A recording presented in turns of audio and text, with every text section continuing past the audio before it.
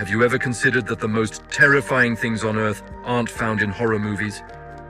They aren't ghosts, and they aren't demons imagined by scriptwriters. They are real traces, buried hundreds, sometimes thousands, of years beneath our feet, waiting for the day we disturb them. Archaeology is often sold to us as a romantic journey into the past. But history does not always reveal itself in glory. Sometimes, when we peel back a layer of earth, we expose a chapter so dark it makes scientists recoil. We are talking about skeletons frozen in unnatural agony, brutal sacrificial rituals, and engineering so advanced it unsettles our modern understanding of the timeline. These aren't myths. These are documented facts, photographed and measured by reputable scientists. Yet, the more we dig, the more we realize we might not like the answers we find. In this episode of Signal 49, we are analyzing 6 archaeological discoveries that are more disturbing than fiction. From the frozen graves of the Arctic to the silent quarries of Egypt, these are the fragments of history that were never meant to be found. Let's dig in. The copper-wrapped mummies of Zeleny Yar. We begin in the Arctic Circle, a place where the winter feels endless and the ground is permanently frozen. Here, in a remote site known as Zeleny Yar, archaeologists uncovered something that challenged their understanding of the medieval world. The 2 mummies were discovered in Salekard, a city known as the Arctic capital of Russia.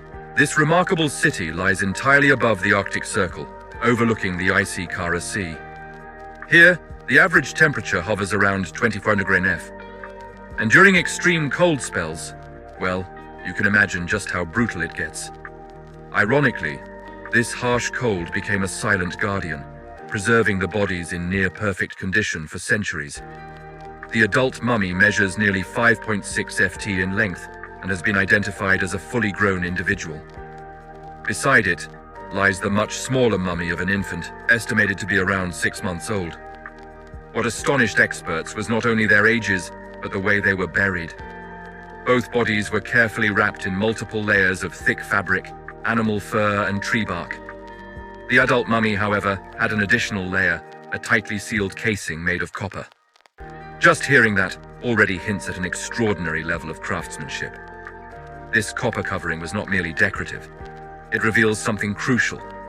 This civilization knew how to produce and use copper. Copper also has antibacterial properties, limiting the growth of microbes and helping preserve the body more effectively. In a way, these ancient people were using a highly advanced preservation technology long before freezers or modern laboratories even existed. According to anthropologist Yevgenia Sviatova, when experts discovered that the wrappings were still intact, they did not dare unwrap them on the spot. The reason was simple but practical. They feared damaging both the fabric and the remains inside. Instead of opening them immediately, the team excavated the entire frozen block and transported it to a laboratory for further study. That level of caution alone speaks volumes about the importance of this discovery. Next, scientists plan to conduct detailed laboratory analyses, including DNA testing, forensic examinations, and historical context studies. Their goal is to answer a series of lingering questions. Who were these individuals? When did they live? Which community did they belong to? And why were they buried in such an unusual manner? Although the exact age of the mummies has not yet been determined, the excavation site known as Zeleny Yar is believed to date back to around the 13th century during the Middle Ages. Interestingly, this is not the first time Zeleny Yar has spoken.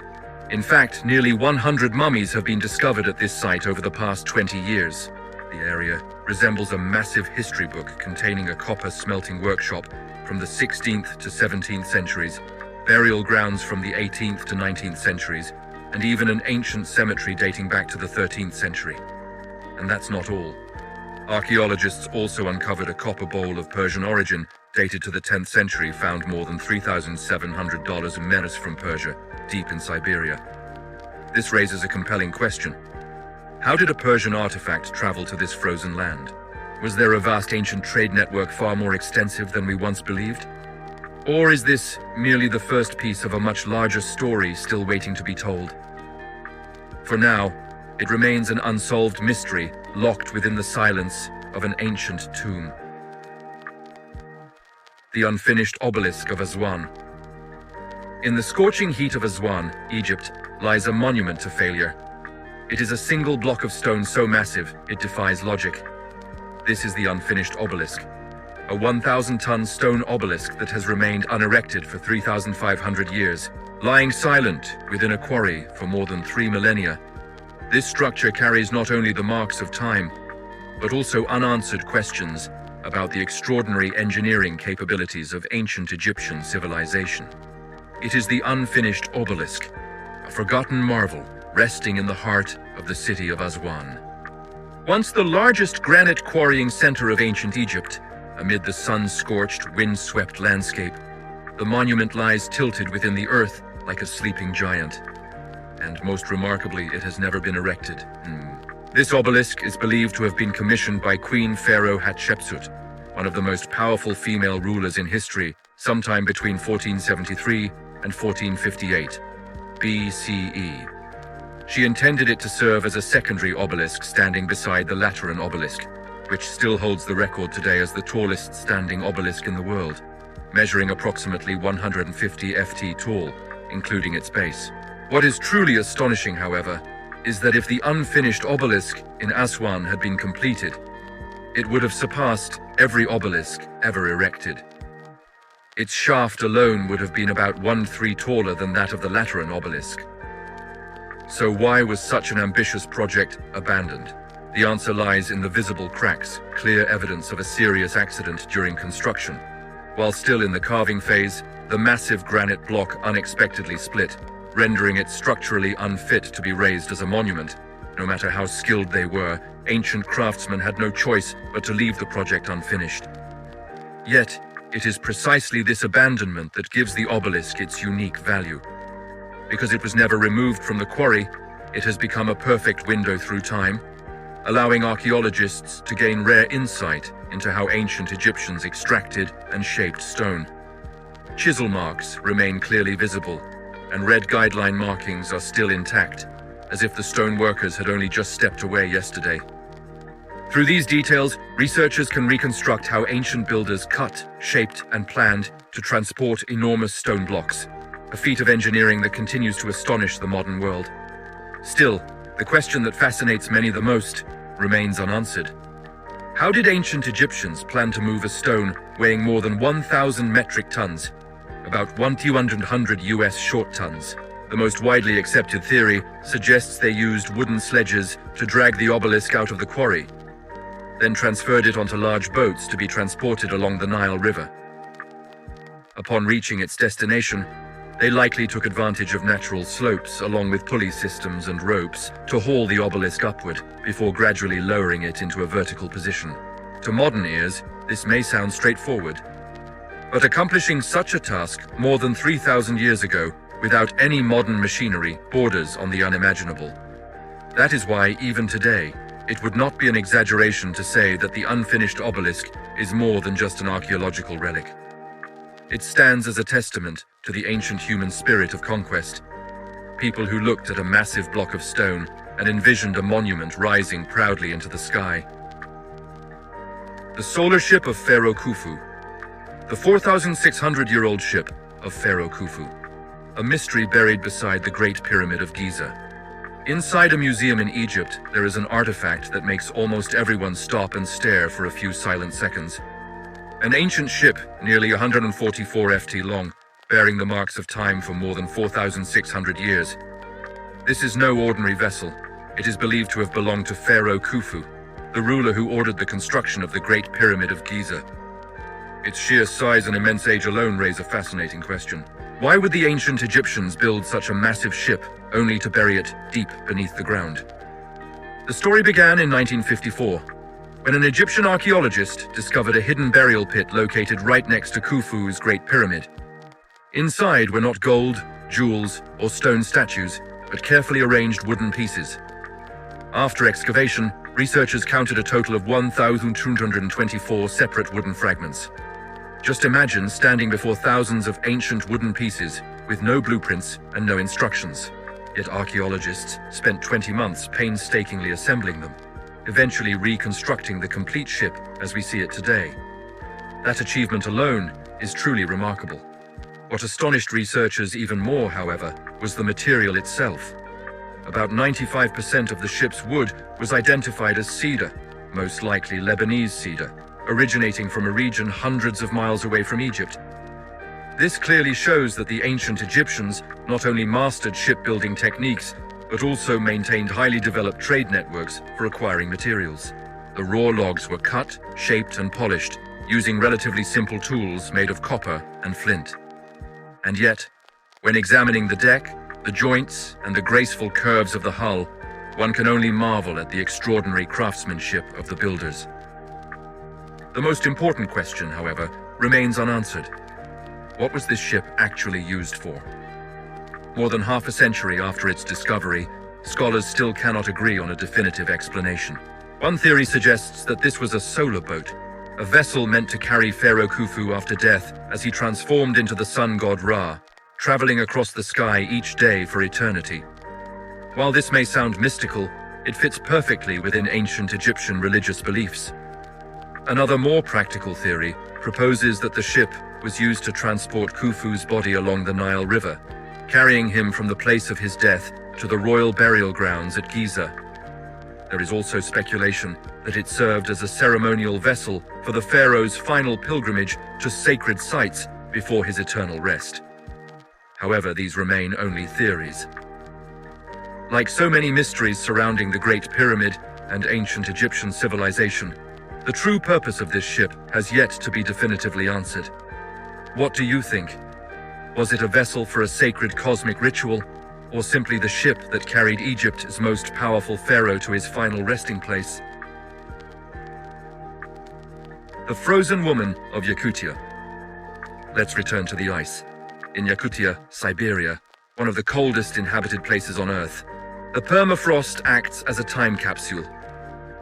Recently, scientists recovered the body of an ancient woman's mummy, resting for over 100 years in the frozen ice of Siberia.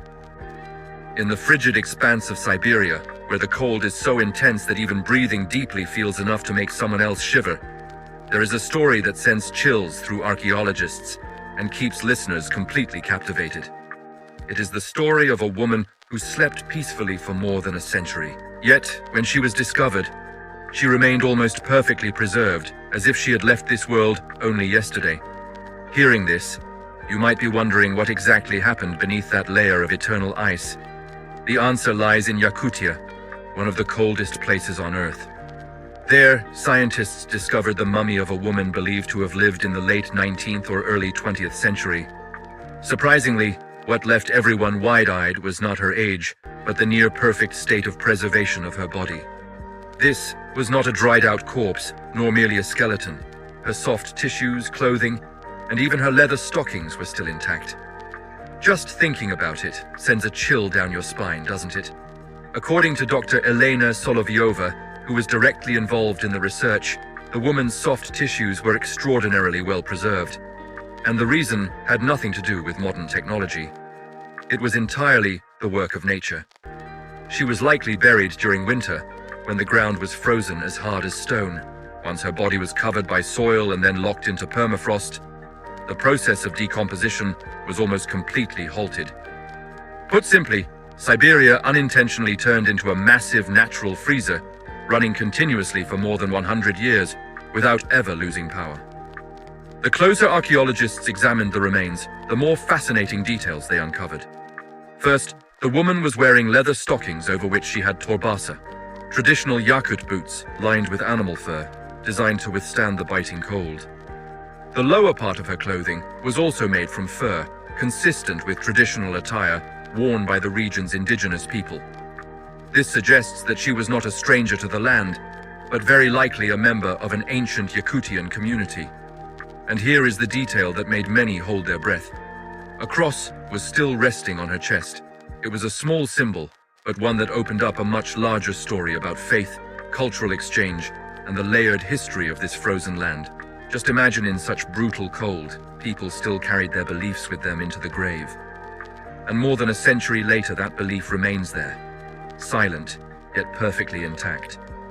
Isn't that remarkable? So who was she? What was her life like while she was alive? Why was she buried with such care? And how many other frozen secrets are still resting beneath the Siberian ice, waiting for the day they are finally told? Unfortunately, for now, all of these questions remain unanswered. The nobleman of Rontoy rare mummy with artifacts and mysterious tattoos. In June 2008, a remarkable archaeological discovery sent ripples through the scientific community when researchers uncovered the mummy of a man buried deep underground in the town of Rontoy, Peru. What made this discovery extraordinary was that the mummy was not merely an ancient human remain, but a vivid testament to social stratification within the ancient Chankay society. What immediately drew archaeologists' attention were the metal plates placed over the man's eyes, a rare and highly symbolic detail indicating that he once belonged to the elite class and held an important social position within his community. The mummy was preserved with exceptional care, wrapped in layers of finely woven textiles, and accompanied by grave goods such as silver bead necklaces, wooden figurines, and most notably, corn, the staple food of the local population. The metal pieces made of copper and silver were placed over the eyes and mouth of the mummy, serving as clear indicators of the wealth and power this individual once possessed. The face of the mummy was also coated with a red pigment made from mercury sulfide, a material commonly used in burial rituals for members of the nobility. This further confirms the deceased's elevated status compared to other social classes. Another fascinating detail is a tattoo found on the mummy's knee. Archaeologists believe this form of body decoration was exclusive to individuals of the upper class. Kit Nelson, an anthropologist from Tulane University, who directly participated in uncovering and unwrapping the mummy, stated that the tattoo held special significance for the Chansey people and functioned as an identifying mark of those at the top of society. However, using modern research methods such as X-ray imaging, scientists found no evidence of serious trauma to the man's bones. This has raised the possibility that he may have died from an illness. Although the exact cause of death has yet to be officially determined, the presence of unusual objects, such as 2 cotton balls, 1 white and 1 brown, along with items like thread bracelets and an empty wool pouch, suggests that this man was not only a spiritual leader, but also closely connected to religious rituals and communal traditions. This interpretation is further supported by the historical context of the Rontoy region. During the golden age of the Chankay civilization, Rontoy was a central city within a thriving agricultural community, surrounded by vast cornfields and notable architectural structures. Although researchers have not yet been able to determine the city's exact size in the past, the discoveries made here clearly indicate that Rontoy once played a crucial role in Chankay society. It was also closely connected to the Huaura River Valley, an important region within Andean civilization. Despite the rapid development of modern railway infrastructure, which has led to the destruction of many ancient structures, discoveries such as the Kiko Rontoy mummy continue to provide fresh perspectives on the history of ancient Andean peoples. From the finely woven textiles and precious metal pieces to the ceremonial offerings and religious artifacts, everything points to this man being a figure of great influence, possibly a religious leader or a powerful official during the height of the Chansey civilization. Even in death, his silver eyes are still watching. Finally, we move to Alaska, to a site that was originally thought to be a simple, abandoned village. It is called Nunalleq, ancient Eskimo village emerging from melting Arctic ice. There's a rather bitter yet fascinating paradox at play. The ice, melting due to climate change, is now revealing things that no one could have imagined centuries ago. And this time, what emerged from the Arctic ice wasn't a mummy or fossilized bones. It was an entire ancient Eskimo village asleep for roughly 500 years. Imagine this, a place that was once just endless white ice, suddenly revealing traces of a community that once lived, ate, laughed, and braved the cold in their own unique way. This village is called Nunalleq, home to the Yupik Eskimos, one of the last Eskimo groups still living in Alaska today. Interestingly, during its peak, Yupik society was considered one of the most developed and prosperous civilizations in the Arctic region. Now, you might be wondering, prosperous in a land that's frozen year-round where barely any trees grow? Well, the discoveries at Nunalleq are slowly answering that question. When a massive block of ice melted, researchers from the University of Aberdeen were nearly overwhelmed by what they uncovered beneath.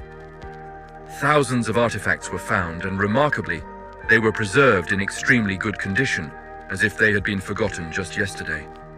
From animal furs and woven grass textiles, to finely carved figurines and even human hair. Yes, human hair, which might give you goosebumps. But for science, it's a treasure trove. Nunalleq is believed to have been inhabited between roughly 1350 and 1650 during what is known as the Little Ice Age. While we today worry about the Earth heating up, the Yupik back then faced the opposite challenge: plummeting temperatures, expanding ice and snow, and rapidly changing living conditions. And yet, under these harsh circumstances, they survived, adapted, and even thrived. What particularly fascinates researchers is not just the artifacts themselves, but the stories they tell. Everyday items reveal how the Yupik maximize the resources nature provided. Fur for warmth, grass for weaving, driftwood and bones for tools. Each artifact is like a small puzzle piece, contributing to a larger picture of life in the ancient Arctic. Especially remarkable are the strands of human hair, which provide a rare opportunity to analyze the diets of the ancient Yupik. Scientists hope to understand how they adjusted their food intake in response to climate changes. Did they eat more fish, hunt more animals, or find new food sources to survive? In other words, hair was not only for appearance, it was a biological record of an entire community. Dr. Rick Connect points out that this discovery is not only archaeologically and culturally significant, but also offers modern humans a mirror to reflect on ourselves. The way the Yupik adapted to colder climates could offer clues about how today's societies might cope with environmental changes in the future. The village of Nunalleq, emerging from melting ice, serves as a reminder. Nature can bury the past, but nature can also tell its story. From the frozen massacres of Alaska to the copper-wrapped sleepers of Russia, archaeology proves that the Earth is a vast graveyard of secrets. These discoveries challenge us. They make us look at the ground beneath our feet differently, because for every discovery we make, 1,000 more remain hidden, waiting for the right moment to surface. Which of these discoveries did you find the most unsettling? Let us know in the comments below. And if you want to see more content analyzing the darker side of history, make sure you are subscribed to Signal 49. See you in the next investigation.